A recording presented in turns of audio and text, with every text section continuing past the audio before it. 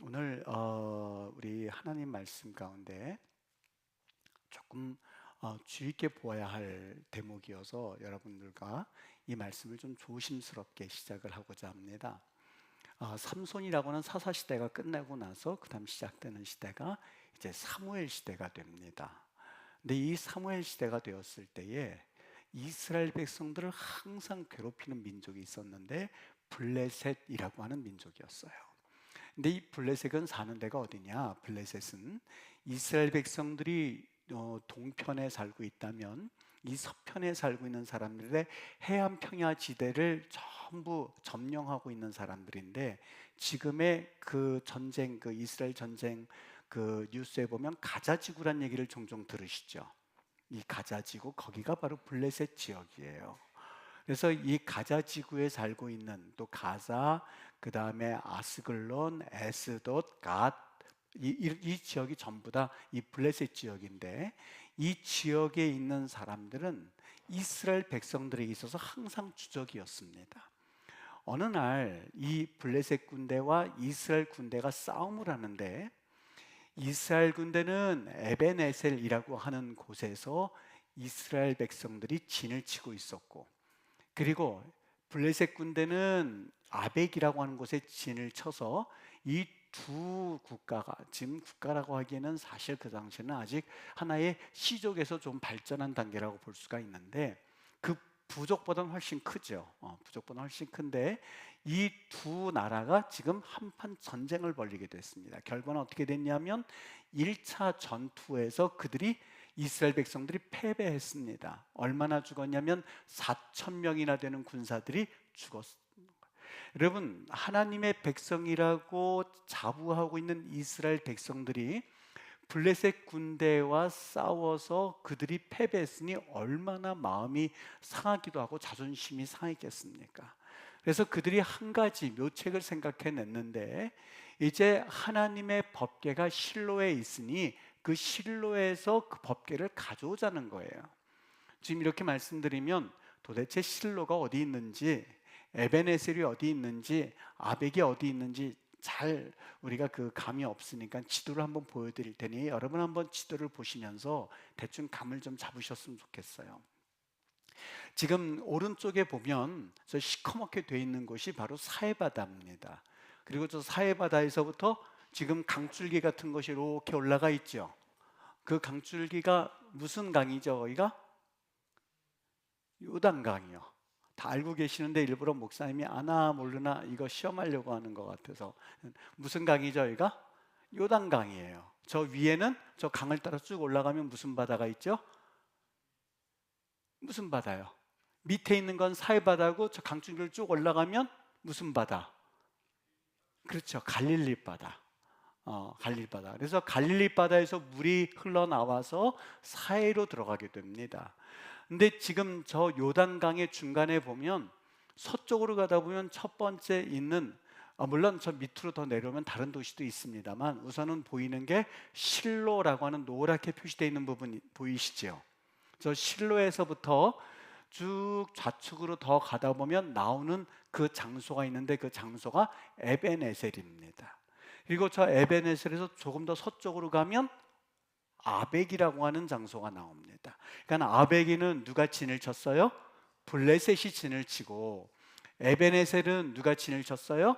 이스라엘이 진을 치고, 저 아벡에서부터 더 서쪽으로 가면 무슨 바다가 나오냐면 지중해가 나옵니다. 지중해가 나와요.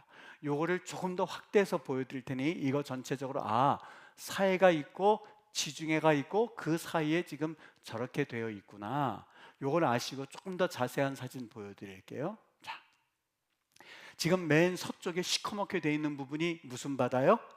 지중해 바다예요. 그러면 조금 아까 말한 저 실로에서부터 에베네셀, 서쪽에 있는 에베네셀까지 거리가 어느 정도 되냐면 걸어서가 아니라 이렇게 길을 따라서 걸으면 50km 정도 됩니다. 그리고 지금 저 하얗게 되어 있는 부분은 직선 거리를 말하고 있는데, 실로에서부터 에베네셀까지 직선 거리는 30km 정도 됩니다. 그러니까 저 파란 길을 따라서 길이를 재면 50km인데, 실로에서부터 에베네셀까지 직선거리라면 30km 정도 돼요. 그리고 저 에베네셀과 아벡의 사이가 저 정도 거리가 벌어져 있고, 그리고 아벡에서부터 더 서쪽으로 하면 지중해가 있구나, 이렇게 이해를 하시면 돼요.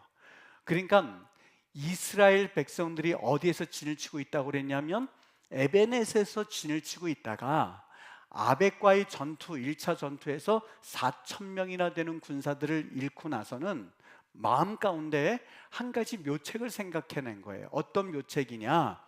이제 실로의 법궤를 우리가 모셔두고 있으니 그 법궤를 가져다가 에베네셀에서 우리가 그 법궤를 앞세우자. 그러면 우리가 그 전쟁에서 이길 것이다 하고선 50km 되는 길을 걸어서 그 법궤를 가지고 왔더니 그 백성들이 다시 전투를 할 힘을 얻어가지고 2차 전투를 했는데 결과가 어떻게 됐냐? 이번에도 그들은 패배했었던 거예요. 사람들이 얼마나 더 죽었냐? 법궤가 없이 전투하는 1차 전투에서는 3,000명이 죽었는데 법궤를 가지고 와서 2차 전투를 했을 때는 첫 번째 전투에서는 4,000명이 죽었는데 법궤를 가지고 와서 2차 전투에서는 자그마치 3만 명이나 되는 사람들이, 이스라엘 백성들이 모두 죽었었던 겁니다. 이게 바로 성경 오늘 읽은 사무엘상 4장에 나오는 이야기는 됐습니다. 이제요. 여러분, 그들이 패배했을 때에 그들이 왜 패배했을까 하는 그러한 의구심이 들 텐데 그들 스스로 뭐라고 말하는지 한번 들어보시길 바랍니다. 오늘 우리가 읽은 본문 말씀 4장 3절 말씀입니다. 다 같이 한번 우리 본문 말씀 읽어보도록 할게요. 소리 내서요. 시작. 백성이 진영으로 돌아오매 이스라엘 장로들이 이르되 여호와께서 어찌하여 우리에게 오늘 블레셋 사람들 앞에 패하게 하셨는고. 그대로 한번 더 보세요. 진영으로, 그 말씀 그대로 한번 보여주세요. 진영으로 돌아왔다고 하는데 여기서 진영은 어디를 말하는 걸까요? 에베네셀이죠. 그렇죠? 에베네셀로 들어와서 그들이 뭐라고 이야기를 하냐면 이스라엘 장로들, 리더들이 회의를 한 거예요. 회의를 하았는데 뭐라고 답변을 내리냐? 여호와께서 어찌하여 우리에게 오늘 블레셋 사람들 앞에 패하게 하셨을까라고 말합니다. 누가 패배하게 하셨다고요? 여호와께서, 하나님께서 우리를 패배하게 하셨다. 아유, 왜 패배했을까 했을 때 우리가 준비를 못했어, 우리가 하나님 앞에 더 기도하지 못했어, 이렇게 결론을 내린 게 아니라 왜 하나님께서 우리를 지게 만드셨지? 라고 하는 그러한 그들의 말을 들으면서 한 가지 데자뷰가 생각났어요. 여러분, 어떤 데자뷰, 좀 뭔가 생각나는 게 있지 않으세요? 혹시? 왜 우리를 패배하게 했지? 라고 했을 때, 하나님이 왜 우리를 패배하게 했지 했을 때 어떤 데자뷰 같은 게 떠오르지 않습니까? 이성훈 목사님 이 말씀을 들었을 때 어떤 데자뷰가 떠올랐냐면요, 아담과 하와가 하나님 앞에 범죄하고 나서 야, 너희들 왜 선악을 알게 하는 나무 내가 먹지 말라고 하는데 왜 따먹었니? 했을 때에 하나님 잘못했습니다. 아유, 제가 이렇게 하나님 말씀을 이렇게 좀 경시했습니다. 하나님 용서해 주세요. 참 잘못했습니다. 이렇게 말한 게 아니었었어요. 아담이 하나님이 그 말씀을 하셨을 때에 아담이 하나님께 대하여서 하나님이 함께하게 해주신 저 여자가 줘서 먹었습니다. 책임이 누구에게 있다는 거예요? 하나님이 만드셨잖아요. 하나님이 데려왔잖아요. 저 여자가 나한테 선악을 알게 해서, 조금 전까지만 해도 살 중에 살이요 뼈 중에 뼈라고 말했었던 그 아담이 너 왜 먹었어? 했더니 하나님이 함께 주신 저 여자가 꿰서 먹었습니다 라고 말해요. 여러분, 이 말씀을 듣고 확실히 여자 말 들으면 안 돼, 이렇게 생각하면 안 돼. 이거는 이 성경 본문 말씀을 우리가 잘못 이해하는 거예요. 여기에서 의도하는 바가 있어요. 하나님이 만드신 저 여자, 두 번째, 너는 왜 먹었니? 여자한테 물었어요. 그때 여자가 뭐라고 그래요? 여자가 이번에는요, 저 하나님이 만드신 저 뱀, 하나님이란 말은 없었지만 저 뱀이 깨어서 그 말 속에는 하나님이 모든 세상 만물을 창조하셨으니 창조물, 하나님께서 만드신 저 창조물이 날 깨어서 만들어 책임을 누구에게 전가시켜요? 하나님에게요. 여러분, 그 데자뷰가 생각이 났어요. 이 이스라엘 백성들이 하나님이 왜 패배하게 하셨지라는 말씀 속에 하나님, 우리가 잘못했어요. 우리 기도하지 못했습니다. 교만했습니다. 하나님, 다시 한번 주께로 돌이킬게요 라고 얼른 회개하고 엎드린 것이 아니라 하나님이 왜 패배하게 하셨지라고 하면서 하나님께 돌리는 그 모습을 보면서, 여러분 조금 아까 이야기한 대로 여자 말 들으면 안 돼, 이 차원이 아니에요. 우리에게는 죄성이라는 것이 유전이 되어서 와요. 아담과 하와가 지은 죄, 아유 그 사람들이 선악과만 따먹지 않았으면 좋았어, 아니요, 그걸 우리가 행하고 있다니까는요. 여러분과 내가 그 잘못을 그대로 행하고 있다니까는요. 하나님처럼 되고 싶고 모든 것에 대해서 내가 판단하고 싶어서 우리는 결정하고, 하나님 왜 이렇게 하셨어요 그래요. 내가 모든 것을 결정하고, 아유 하나님 이렇게 하실 수가 있어요, 왜 이렇게 하셨어요? 라는 그 이야기가, 오늘 이스라엘 백성들이 하는 그 이야기가 바로 내가 평소에 하나님을 원망하면서 하는 이야기예요. 하나님 왜 패배하게 하셨을까? 아담과 하와가 하나님 앞에 지었던 그 범죄 그대로 죄성이 유전되어서 말만 바뀌어졌을 뿐이에요. 저 여자가, 저 뱀이, 저 사람 때문에, 그리고 저 양반 때문에, 제 남편 때문에, 아내 때문에, 자녀 때문에, 부모 때문에, 누구 때문에라고 했지 단 한 번도 하나님 내가 잘못했습니다 라고 여러분 말씀하시나요? 여러분, 아담뿐만이 아니라 오늘 사무엘에서 나오는 이스라엘 군대뿐만이 아니라 하나님이 패하게 하셨습니다. 그 말씀 속에서 내가 하나님 앞에 회개하지 못한 채 죄성을 그대로 가지고 답습하고 있는 우리의 모습을 보실 수 있어야 되거든요. 여러분, 그랬을 때에 그들이 회의하여서 어떤 방책을 내놓는지 아십니까? 어떤 방책이요? 다시 4장 3절 한번 보여주시면, 그들이 회의 결과 하나의 답변을 내놓는데 들어보시죠. 4장 3절 다 같이 읽어볼게요. 시작. 여호와의 언약궤를 실로에서 우리에게 가져다가, 다 같이요. 시작. 우리께서 여호와의 언약궤를 실로에서 우리에게로 가져다가 우리 중에 있게 하여 그것으로 우리를 우리 원수들의 손에서 구원하게 하자, 그렇게 말해요. 여기 그것으로 그랬는데 그것이 뭐예요? 법궤요. 법궤요. 언약궤를 실로에 모셔두었으니 실로에서 가져다가 법궤로 하여금 우리들의 손에서 구원해 내자라고 그랬어요. 여러분 회의를 한 결과 그들의 방책이에요. 여러분 잘 기억하세요.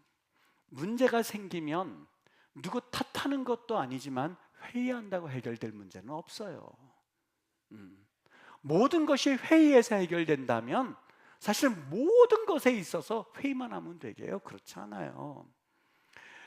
여기 모여서 회의한 결과 기껏 해봤자 그들이 내었던 결과라고 한다면 언약궤 가져와서 언약궤를 가지고 그리고 우리들의 원수들의 손에서 구원하게 하자라고 하는 결과는 만들어냈을 뿐이에요. 2차 전쟁 결과, 전투 결과 어떻게 됐다고요? 1차 전투에서는 4천 명이 죽었는데 이번에는 회의 결과 그것으로 구원하게 해서 법궤를 가져왔더니 이번에 몇 명이 죽었어요? 3만 명이 죽었어요. 이 말씀을 읽다가 여러분 일반적으로 이거는 이스라엘과 블레셋과의 전투 이야기하고 다들 그렇게 넘어가거든요. 주석서에서도 그렇게 하고 넘어가요. 그런데 오늘 말씀을 읽다가 유달리 이 말씀이 눈에 들어왔는데, 그들이 법궤를 가지고 왔을 때에 어떤 행동을 취하냐면요, 이런 생각이 들었어요. 그들이 법궤를 가져오는 것에 대한 이 발상이 어떻게 시작되었을까? 여러분 그 발상이 너무 신기하지 않습니까? 언약궤를 가져오자는 그 발상이 어디에서부터 시작된 걸까? 도대체 그 이유가 무엇일까 하는 생각이 들었습니다. 그 발상이 어디에서 시작된지 한번 보면 4장 5절 볼게요. 4장 5절 시작. 여호와의 언약궤가 진영에 들어올 때에 온 이스라엘이 큰 소리로 외치며 땅이 울린지라. 여러분 법궤가 왔으니 얼마나 신났겠습니까? 온 땅이 울릴 만큼 그들이 와 하고 소리를 질렀던 것 같아요. 여기까지 그냥 지나가고 말려다가 그냥 눈에 들어와서 그래서 좀 한번 보게 되었는데요.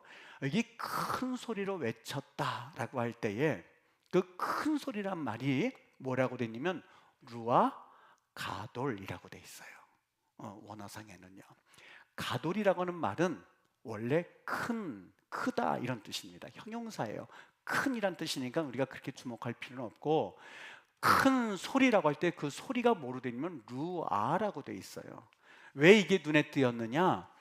일반적으로 소리라고 하는 말을 쓸 때 어떤 말을 쓰냐면 콜 그래요. 그래서 콜리 그러면 내 목소리, 너 목소리한테는 콜하, 너 목소리 이렇게 쓰는 게 일반적인 관례예요. 성경에도 그렇게 돼 있거든요. 몇 가지 보면 여기 보면 창세기 45장 2절을 보면 요셉이 큰 소리로 우니 애굽 사람에게 들렸다 할 때 큰 소리도 역시 콜로 돼 있어요. 사무엘상 28장 12절 여인이 사무엘을 보고 큰 소리로 외치매 했을 때에 큰 소리도 역시 콜, 큰이란 말은 가돌이니까 큰 소리에서 콜이라고 돼 있고, 사사기 21장 2절 백성이 베델에 이르러 거기서 저녁까지 하나님 앞에서 큰 소리로 울매 할 때도 역시 콜 가돌이라고 돼 있고, 사무엘하 19장 4절 왕이 그 얼굴을 가리고 큰 소리로 부르다 할 때도 역시 콜 가돌이라고 돼 있어요. 소리는 콜이에요. 그래서 성경에 아마 저 다 성경 일일이 다 보지는 않았습니다만 90% 이상이 콜이 소리란 뜻이고 큰이라는 것은 가돌이어서 콜 가돌, 콜 가돌, 콜 가돌이 정상적으로 쓰여지는 어법이에요. 그런데 오늘 여기에서 법궤가 들어왔을 때 이상하게 콜 가돌이라고 말하지 않고 뭐라고 쓰여졌다고 그랬냐면 루아 가돌이라고 돼 있어요. 이게 눈에 확 들어온 거예요. 이거 왜 그렇지? 왜 이게 루아로 쓰여진 거지? 이상하네 하고선 몇 가지 성경을 보다가요, 여러분 이 성경에서 오늘 이것은 이스라엘 백성들과 블레셋 군대가 전투했습니다. 이것을 그냥 단순히 알려주기 위함이 아니에요. 오늘 이 말씀을 통해서 하나님이 이스라엘 백성들의 영적 상태를 보여주기 위해서 하나님이 특별히 이 말씀을 우리에게 보여주셨거든요. 무슨 말씀이냐? 그들의 영적 상태가 얼마나 땅바닥에 떨어졌는지, 그들의 영적인 상태가 얼마나 형편이 없었는가 하는 것들을 우리에게 이들의 모습을 통해서 보여주기를 원했는데, 여기 큰 소리라고 말해서 조금 아까 루아라고 쓰여진 이유가 있어요. 여러분 한번 여러분들이 답을 마음속으로 답해 보세요. 성경에서 큰 소리라고 할 때에 이 소리 콜이라고 쓰여지지 않고 루아라고 쓰여진 본문이 여기 말고 또 있습니다. 혹시 어딘지 상상이 되시나요, 여러분? 목사님, 나 생각해 봤는데 큰 소리라고 할 때 거기서도 루아란 말이 쓰여질 것 같습니다 하는 본문 혹시 생각나는 분 있으세요? 성가대. 응? 어떻게 알았어요? 맞아요. 우리 박수 한번 했으면 좋겠는데. 본인이 아니고 하나님께. 여러분 맞아요. 어디서 쓰여졌냐면 한번 우리 같이 볼게요. 여호수아 6장 4절 말씀 볼게요. 6장 4절 잘 보세요. 여러분 잘 들어보세요. 제사장 7은 양각 나팔을 잡고 언약궤 앞에서 나아갈 것이요, 7째 날에는 그 성을 7번 돌고 제사장들은 나팔을 불 텐데, 몇 명이요? 7명 제사장이 나팔을 부는데, 하나님 말씀하세요. 제사장들이 양각 나팔을 길게 불어서 나팔 소리가 너희가 들릴 때에 어떻게 하라고요? 백성은 다 큰 소리로 외쳐 부르라. 큰 소리로 외쳐 부르라. 원래는 뭐라고 해야 된다고요? 콜, 가돌 그래야 되는데 큰 소리로 외쳐 부를 것이라가 뭐라고 됐냐면 루아 가돌이라고 돼 있어요. 그러면 너희들이 큰 소리 루아 하면 성벽이 무너져 내릴 텐데 백성이 앞으로 나아가라. 여호수아가 백성에게 명령하여 이르되 하러 가면서 그 다음에 너희들 조용히 해라 했을 때에, 그때에 소리를 지면 다 무너질 거라고 성경에선 여호수아 전쟁 당시 일을 기록하면서 우리에게 말씀하고 있었던 거예요. 여러분, 다른 데는 다 콜이라고 되어 있는데 여리고 성이 무너질 때에 그 큰 소리를 루아라고 기록한 걸 보면서 이스라엘 백성들이 야 하고 큰 소리를 했을 때 루아라고 적힌 이유가 대충 느껴지십니까? 그들이 소리를 지를 때에 그들이 큰 소리를 질렀던 이유는 다른 데 있지 않아요. 정말 그 법궤를 보면서 야 할렐루야 감사합니다 찬양합니다 이래서 부른 것이 아니었었다니까는요.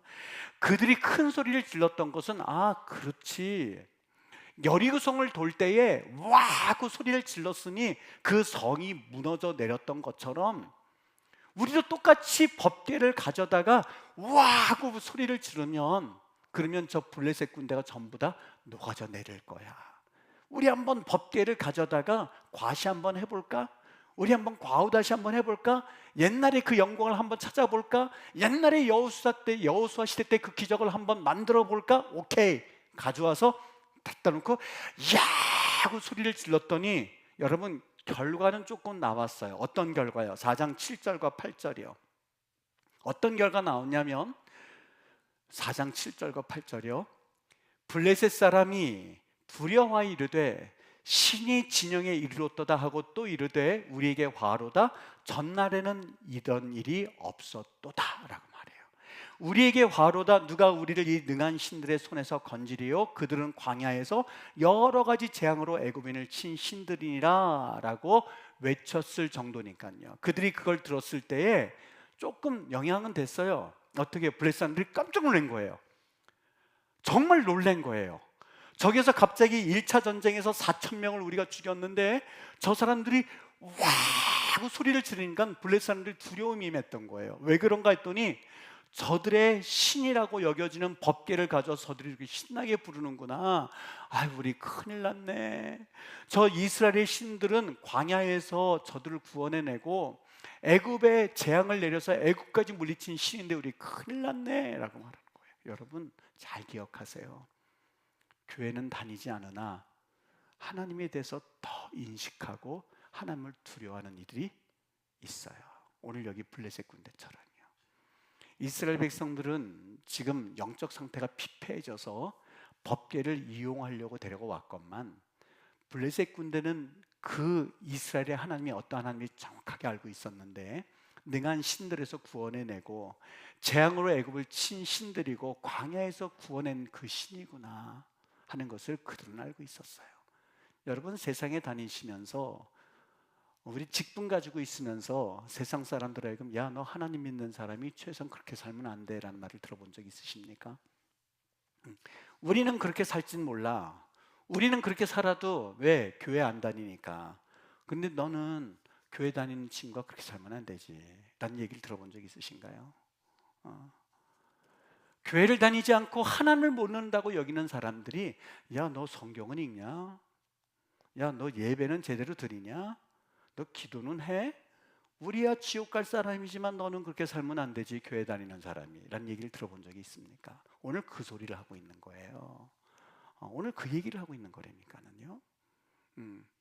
교회 다닌다고 하면서 예수 믿는다고 하면서 신앙생활 한다고 하면서 크리스찬이라고 감히 자부하면서 전혀 그러한 삶의 향기를 품어내지 못하고 있는 저 이스라엘 백성들을 향해서 너희들의 신은 애굽에서도 너희들의 신은 광야에서도 우리에게 이런 역사를 이뤘잖아 라고 탐복하면서 두려워하는 그들의 모습이 여러분 교회 마당은 밟지 못했지만 두려워서 야 그래도 하나님이 살아계시는데 내가 그렇게는 못하지. 교회는 한 번도 다녀보지 못했으면서 그리고 하나님이 벌 주신다는 것을 알고 있기 때문에 감히 여러분 저는 군대에 있어서 군종병 생활을 하면서요 때로는 교회 자주 들락거리는 그런 사병보다도 단 한 번도 보지 못했지만 교회의 그 컨센트 막사 그 교회 들어오면서 모자를 벗어요. 처음 봤어요. 아니, 모자는 왜 벗으세요? 야, 여기 그래도 하나님 계시는데 모자는 벗어야 되는 거 아니야? 그리고 들어와요. 술을 먹었어요. 잠깐 교회 들어와서 잠깐 오시죠. 그랬더니 내가 그래도 술 먹었는데 감히 풍불 풍기면서 내가 어떻게 거기 예배당에 가요. 그래요. 오늘 여기 그 얘기예요. 예배당에는 한 번 들어오지 못했고 하나님이란 존재는 알지 못했지만 예배당 안에서는 어떻게 되는지 최소한은 가지고 있는 사람들이에요. 하나님을 어떻게 섬겨야 하는지는 알고 있는 사람들이에요. 하나님이 무서운 분이라는 것을 두려워할 줄 아는 사람들이에요. 막 행동하진 않아요. 믿지는 않지만 하나님의 존재를 인식하고 있기 때문에 그래요. 여러분, 여기 그들의 비극이 보이세요? 여리고 정복 전쟁할 때에 성이 무너져 내렸던 것은 이스라엘 백성들이 야 하고 큰 소리를 냈기 때문이 아니라니까요. 여러분, 그랬으면 무너져 내리는 그 사건도 사실상 우리가 다시 한번 생각해 봐야 될 게요, 여기 여호수아 6장 5절에 보면 잘 보세요. 그 성벽이 너희들이 소리를 지르면 무너져 내리리니 라고 되는데, 그 무너져 내린단 말이 나팔이에요. 나팔. 히브리 말의 나팔은 뭐냐면 떨어지는 것이 아니라 그냥 밑으로 쭉 가라앉는 걸 말해요. 그게 떨어진다는 의미예요. 성벽이 있는데 그 성벽이 그냥 어느 날 갑자기 우르르 무너진 거예요. 여러분, 폭탄을 쏘면 파편을 해서 이렇게 떨어져 나가죠. 근데 무너져 내린 것은 하나님의 역사가 아니고서는, 지진으로 흔들리는 그러한 은혜가 아니고서는 그렇게 될 수 없는 사건이에요. 그걸 무너져 내린다고 표현을 했어요. 여러분, 그것은 그들이 소리를 질렀기 때문에, 그 역사 때문에 흔들린 것이 아니라 하나님께서 너희들 하루에 한 바퀴씩 돌아. 여러분, 그 이야기를 순종할 때에 반대하는 사람 없었겠어요? 지금 뭐 하는 겁니까? 지금 우리가 뭐 하는 거자고 지금 이렇게 돌고 있는 겁니까? 그런데 그들은 믿음이 있었어요. 요단강을 건너올 때에 하나님이 요단강을 멈추는 사건을 봤었고, 여리고 사람들이 보는 앞에서 할례를 행하는 그 마음의 심정이 어땠을까요? 할례를 하나님은 하라고 그랬을 때에 이걸 해야 돼, 말아야 돼. 그때 누군가 얘기했을 거예요. 야, 우리 여리고 앞에서 이 할례를 하면 우리가 가장 아플 때에 이거 죽을지도 몰라 라고 말하는 누군가 있을 때, 누군가는 야, 너 경험 못했니? 요단강도 하나님께서 갈라주셨고 홍해도 갈라주셨잖아. 우리가 지금까지 살 걸 살았나? 우리가 할례를 한다고 해서 지고 할례를 안 한다고 해서 이기는 게 아니거든. 어차피 지금까지 믿음으로 살아온 거 할례 행하자. 죽을 고비를 넘겼던 사람들이에요. 그들이 빙빙빙빙빙빙 여리고성을 돌 때에, 저 위에서 비웃고 있을 때에 누군가 우리 지금 뭐 하는 거야? 라는 말을 하고 싶지 않았을까요? 아니요. 그런 생각이 있었음에도 불구하고 하나님께서 돌라고 하셨으니, 너희들 소리도 내지 말고 그리고 침묵으로 돌라고 하셨으니 그 어느 누구도 우리 왜 도는 거야? 라는 말 한마디 없이 그들은 그 성을 돌고 있었을 때에 하나님께서 외쳐라 할 때에 그 외침의 순종의 반응이 큰 소리였었어요. 만약에 하나님이 얘들아 작은 소리로 얘들아 무너져라 그렇게 너희들 중얼거려라 하면 그들은 중얼중얼 거렸을 거예요. 큰 소리의 능력이 있었던 게 아니었었어요. 큰 소리가 요술방망이가 아니었었다니까요. 큰 소리가 그들에게 어떤 나름대로 힘을 줬던 게 아니라 하나님의 말씀에 죽도록 충성하고 순종하였을 때 그 하나님의 역사가 나타난 사건이라니까요. 여러분, 용서하시고 들으세요. 용서하시고 들으세요.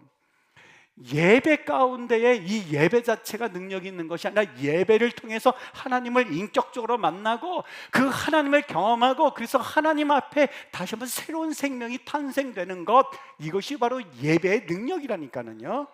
예배에 참석하고 시간을 때우고 내가 예배에 참여하였다가 능력 자체가 아니에요.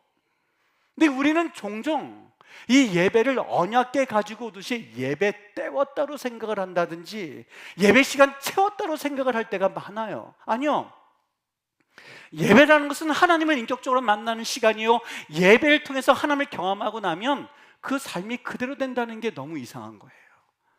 여러분, 하나님을 만났는데 내 삶이 그 전과 그 이유가 똑같다? 그건 둘 중에 하나죠. 하나님이 살아계시지 않거나, 또 두 번째는 우리가 예배를 잘못 드렸거나, 둘 중에 하나예요. 안 그렇습니까? 하나님 앞에 예배 드렸다, 하나님을 만났다라는 그 사건을 통해서, 여러분, 대통령을 만나도 이 손과 악수했다 그러면 그 광고를 보니까 어떤 청년이요 되게 기가 막힌 이 연예인을 만난 거예요. 악수를 했는데 그 손을 가지고 나 이거 안 씻을 거야. 왜 안 씻어?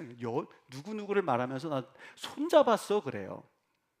연예인을 만났는데도 그 손을 가지고 씻지 않겠다고 하는데, 여러분, 하나님을 만났음에도 불구하고, 하나님을 경험했음에도 불구하고 내 삶이 그 전과 그 이유가 똑같다? 여러분, 이거 정말 우스꽝스러운 아이러니 아니겠습니까? 오늘 이스라엘 백성들이 그런 거예요. 하나님의 말씀이 사라지고 하나님 말씀에 대한 반응이 없는 시대, 그 시대가 바로 이들이 살고 있었던 사무엘 시대였었어요. 그들의 패배 원인은 다른 것 아니었어요. 영적 타락이었었어요. 그래서 거룩하신 하나님이 이스라엘과 함께할 수 없으신, 거기에 원인이 있었기에 법궤를 가지고 와서 흔들어대면서 그 법궤를 앞세워서 그들이 소리를 지르면 이기는 것이 아니라, 하나님, 우리가 거룩하지 못했습니다. 우리가 하나님 앞에 거룩하지 못했습니다. 하나님, 회개하기를 원합니다. 하나님, 용서해 주옵소서라고 주 앞에 나가는 것이 우선이었는데, 그들은 회의 결과 법궤를 한번 가져와서, 그래서 여리고성을 무너뜨렸던 것처럼 우리 한번 과거의 영광을 기억하면서 똑같이 이 법궤를 흔들어대고 큰 소리를 지르면 저 블레셋 군대가 무너져 내리지 않을까라고 하는 것이 그들의 생각이었던 거예요. 여러분, 때로는 하나님의 관심과 우리의 관심이 충돌이 되어서 사는 경우가 얼마나 많이 있습니까? 우리의 관심은 범사예요. 어떻게 하면 좀 이득을 더 취할 수 있을까? 어떻게 하면 좀 더 성공할 수 있을까? 어떻게 하면 내가 좀 높은 자리에 올라갈 수 있을까?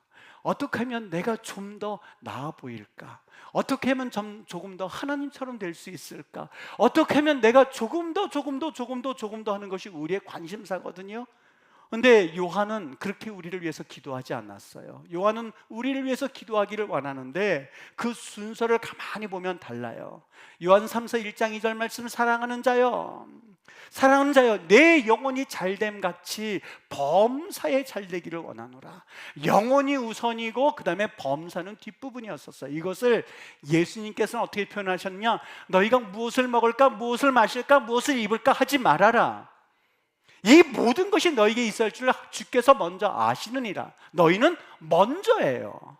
먹을 것, 마실 것, 입을 것 그 앞에 너희는 그의 나라와 그의 의, 그리하면 이 모든 것들은 있을 줄 하나님이 아시거든. 근데 우리는 이것을 바꾸어 나가기를 원해. 사탄도 그랬잖아요. 떡을, 예수님 사역도 좋죠. 누가 그거 하지 말라고 말합니까? 예수님 지금 40일 금식하셨잖아요. 그러니 예수님 그 사역하기 전에 먼저 이 돌들을 가지고 떡을 만들어 드시란, 떡을 만들어서 드시고 나서 그 다음에 생각하시면 된다니까요. 하나님, 주님께서 그래서 그걸 보신 거예요. 사람이 떡으로만 사는 것이 아니라 하나님 말씀이라고 하는 것이, 뒤에 마태복음에서는 너희는 먼저 그의 나라 그의 의였었고, 요한은 이것을 해석해서 내 영혼이 잘됨 같이 범사라고 하면서 그 우선순위의 삶을 명확하게 짚어주셨던 거라니까요. 여러분, 언약궤라고 하는 것은 하나님의 임재의 상징이지 언약궤가 하나님은 아니었었던 것을 그들은 몰랐어요. 기독교 지식으로 인해서 노련하기는 되었어요. 신앙생활이 자연스러웠어요. 예배 문화에는 익숙했어요.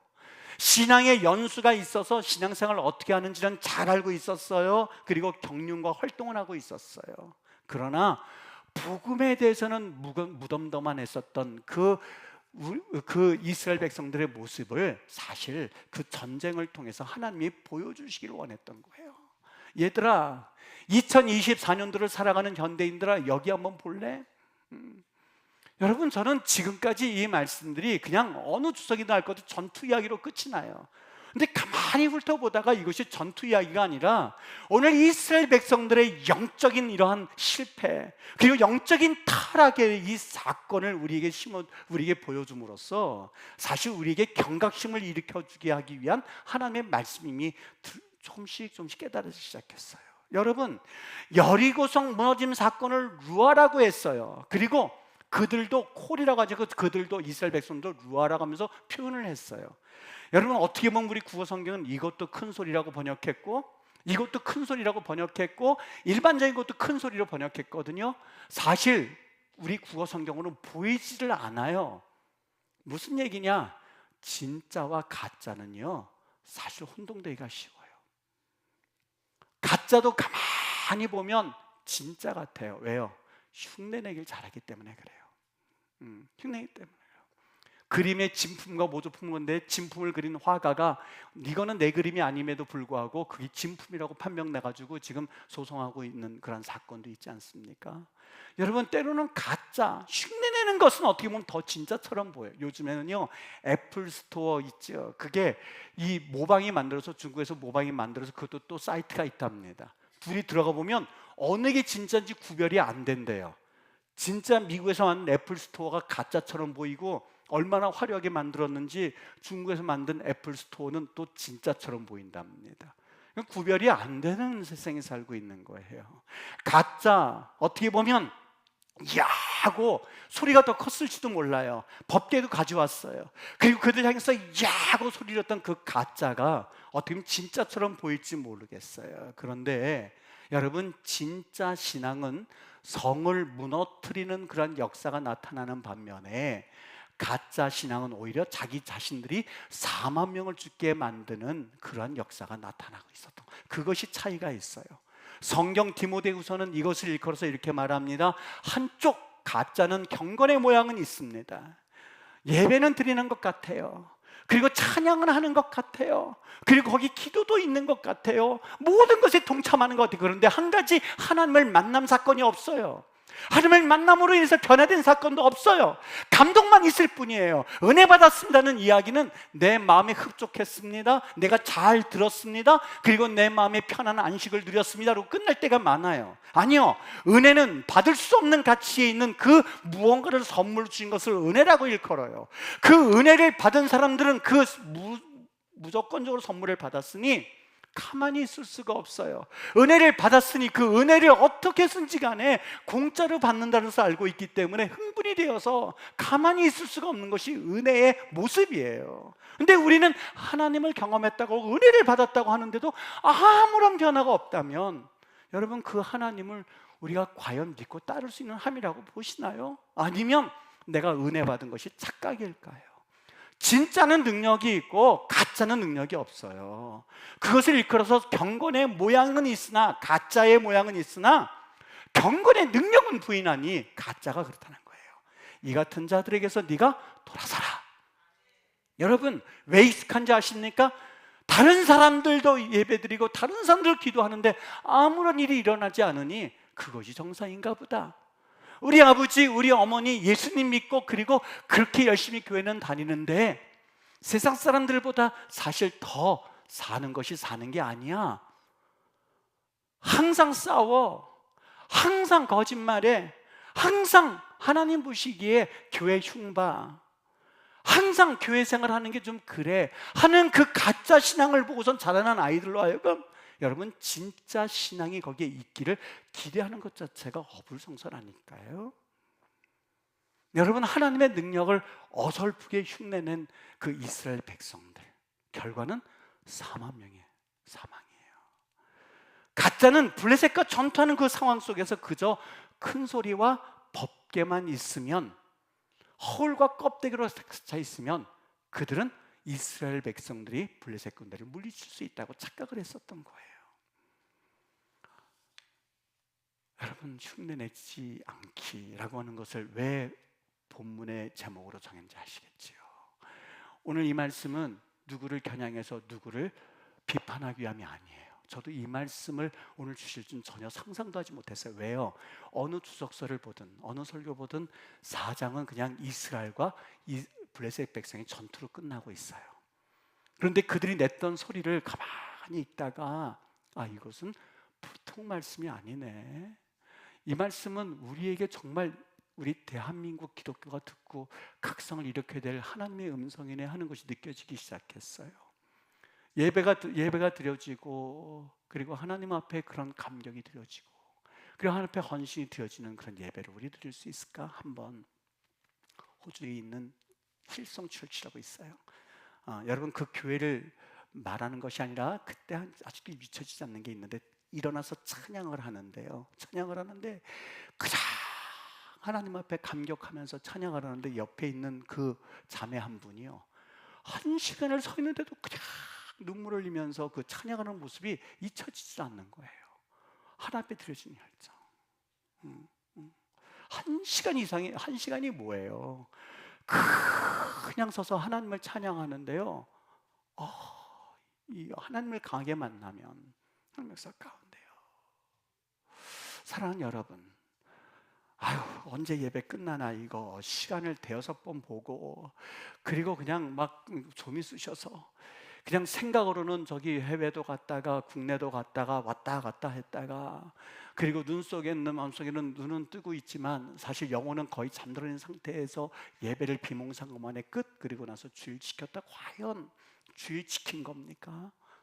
오늘 하나님 앞에서 이것은 여러분 누구에게가 아니라 우리 하나님을 믿는 백성들이 다시 한번 하나님 앞에, 여러분 중국에서 99절이 있는, 99절이 있는 찬송가 있는 것 아시지요? 선교사님이 그래요. 99절을 부르고 나서 그럼 이제 끝났나 보다 하고 우리 한국 사람이 거기 갔다가 끝났나 보다 했더니 한 번 더, 그래서 뒤로 넘어질 뻔했대요. 정말 99절. 여러분 북한에서 정말 나 예배 한 번 드리고, 그들은 겉모습은 가짜예요. 왜요? 매일 주일 못 지켜요. 새벽 예배 매일같이 못해요. 구역 헌금 매일같이 못해요. 그러나 한 번 모여서 예배할 때 나 이 예배 드리고 죽어도 좋아 하고 예배 드려요. 누가 가짜일까요? 또 안쪽에서 매일같이 예배 드려요. 감동이 없어요. 감격이 없어요. 하나님을 만난 은혜도 없어요. 체험도 없어요. 그저 예배 드린 것으로 끝하면 주일 지킨 것으로 있는 이들이 있어요. 누가 가짜고 누가 진짜일까요? 한쪽은 능력이 있고 한쪽은 법궤와 큰 소리만 가지고 섰을 때에 아무런 능력이 나타나지 않는 이스라엘 군대의 모습이라면, 여러분 그 소리가 너무나 컸어도, 그리고 그 법궤를 가져올 때 휘황찬란하게 수많은 사람들이 따라왔다 한다 할지라도, 여러분 그것이 과연 진짜라고 할 수가 있을까 하는 그 강력한 이 오늘 사무엘상의 말씀이 마음을 두들기기 시작했습니다. 여러분 이 복음의 말씀이요, 정말 언젠가 또 들려지겠지라고 아니라, 복음은 시급성이 있습니다. 뭐냐? 오늘 밤에 주님이 오시면, 내가 구원받을 확신을 가지고 주님이 오늘 나를 오라고 하시면 내가 갈 수 있는 믿음의 확신이 있으셔야 돼요. 여러분 이게 조금 방정맞은 이야기가 될까 봐 참 조심스러운데 오늘 예배 끝나고 우리는 어떻게 될지 모르는 인생 살고 있지 않습니까? 이건 맞죠. 그래서 조심스럽게 하나님이 지키시기를 바라고 우리를 보호하시기를 원하지만, 예배 끝나고 어떻게 될지 아무도 몰라요. 저 멀리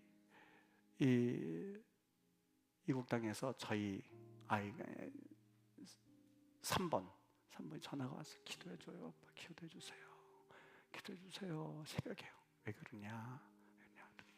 자기 이 친구 휴고라고 하는 아이 아버님이 뇌출혈로 인해서 쓰러졌는데, 그 아이가 헝가리에 있다가 지금 막 달려오는데 자기한테 전화를 했대요. 요셉아, 우리 아버지 이렇게 됐어. 이렇게 됐었는데 쿵 해가지고 기도해주세요. 기도하자.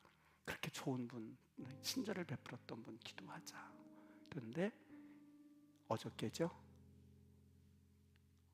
돌아가셨어요. 그거 하고 나서 얼마 되지 않아 한 하루 이틀, 너무 얘가 상심이 되니까 선생님이 어떻게 이해를 해줘야 되나. 이 친구와 함께 같이 이 상심되는 그 모습을 보면서 제일 안타까워하는 장면이 아직도 잊혀지잖아요.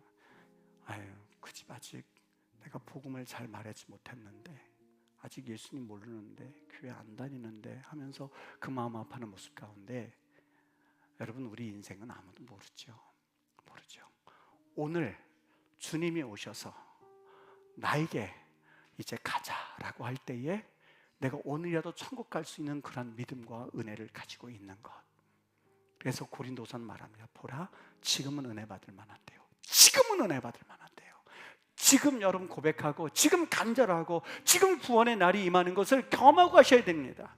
구원받지 못하고 은혜 받지 못한 이 문을 나갈 수가 없어요. 내보낼 수가 없어요. 왜요? 복음은 그렇게 시급해요. 여러분 이곳에서 한 번도 그냥 나갈 수는 없어요. 오늘 예배 드리기 전 바로 조금 전에 11시 예배 전에 들어올 때의 모습과 여기 나갈 때의 모습은 180도 바뀌어만 해요. 나 이제 구원받았습니다. 나 이제 진짜 신앙이 되었습니다. 하나님의 자녀가 되었습니다. 삶을 다시 살겠습니다 라는 그 고백을 가지고 하나님 앞에 서셔야만 해요. 흉내내지 마십시다. 은혜 받아야만 합니다. 주님 만나셔야만 하고, 하나님 구원받지 못한다면 나갈 수가 없습니다 라고 문을 걸어 잠그고, 그리고 하나님 앞에 그 구원의 이야기를 고백할 수 있도록, 사실 목회자는 그래야 돼요. 목회자는 그래야 돼요. 여러분, 우리 이거 끝나고 밥 먹습니다. 내려가서 밥 먹습니다. 여러분, 이 목사님 내려오셔서 식사하십시오 라는 너무너무 감사한 이야기지만, 목회자의 입장에서는 정말 그러고 싶어요. 내려가기 전에 구원 받으십시다. 구원 받으십시다. 하나님 앞에 구원 받으십시다. 은혜 받으십시다. 하나님 앞에 변화 받으십시다. 역사하십시다. 보라, 지금은 은혜 받을 만한 때요 구원의 날이니. 이 구원의 은혜를 가지고 하나님 앞에 흉내내지 말고,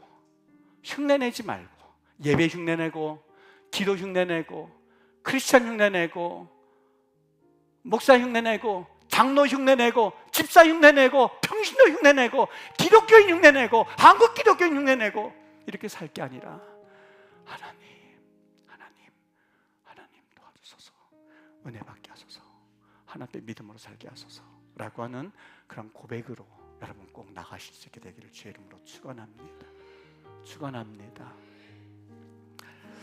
우리 찬양 하나 고백할게요.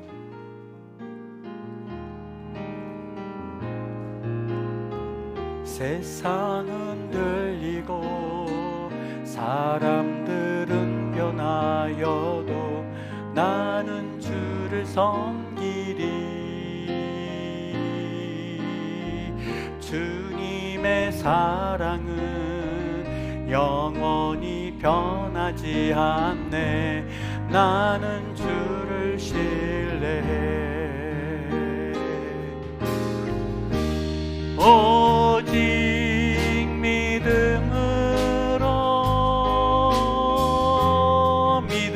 내가 살리라.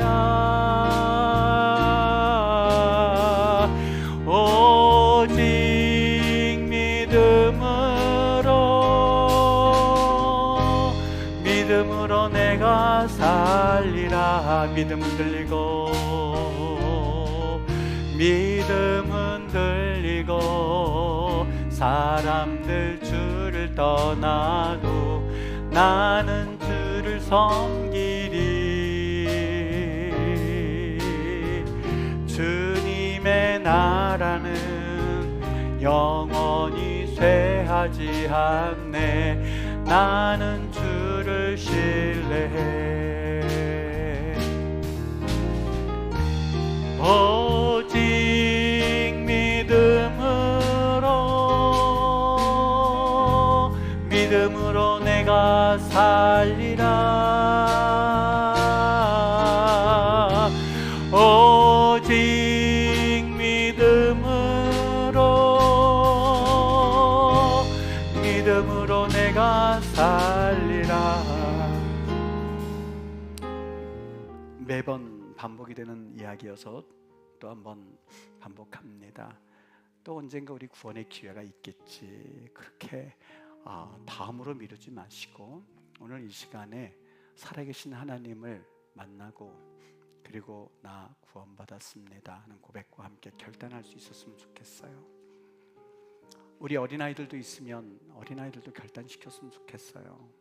어린아이들 성경금 내라고 그랬는데 저는 목회자로 있으면서도 그렇고 평신도로 있으면서도 그렇고, 여러분 헌금을 한두 번 해봤겠습니까? 근데 아직도 기억나는 게, 이 새벽에 봉투를 혼자 종이를 잘라가지고 만들어서, 그래서 거기에 헌금 넣어서 새벽에 드렸던 게 아직도 기억이 나요. 어린아이들에게도 여러분 그 금액이 많고 적고를 떠나서 헌신하면 하나님 앞에 그 자녀를 하나님이 기억하시고 또 세우신다는 것을 믿고 있기에 시켰으면 좋겠어요. 여러분 자녀들에게 꼭 말씀해 주셔서 아이들이 자기의 이름을 직접 적어서 그래서 성경금을 할 수 있도록, 측정할 수 있도록 여러분 도와주시고, 또 우리 사랑하는 우리 임마누엘 성도님들 하십시오. 그리고 오늘 이 시간에 구원 받으십시오. 결단하십시오. 그리고 하나님을 만나십시오. 그리고 서 나가십시오. 정말 하나님 살아계신 분이기에 오늘 이 시간에 고백하는 그 하나님은 그 누구도 하나님이 아니라 나의 하나님이 될 줄 믿습니다. 우리 이 시간에 잠깐 한번 기도할게요. 하나님, 그렇게 내가 하나님 앞에 고백하는 하나님, 지금까지 하나님 나의 하나님이라고 고백하지 못했던 그 하나님을 고백하기를 원합니다. 하나님, 이 시간에 찾아오시는 그 음성에 내가 응답하기를 원합니다.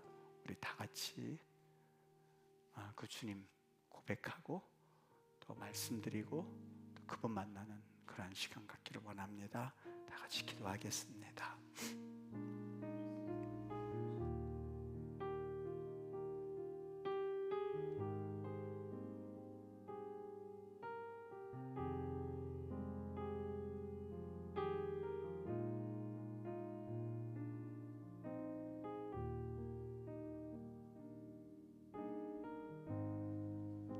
아버지,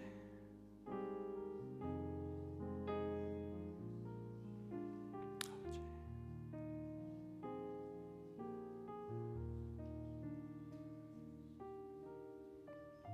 하나님,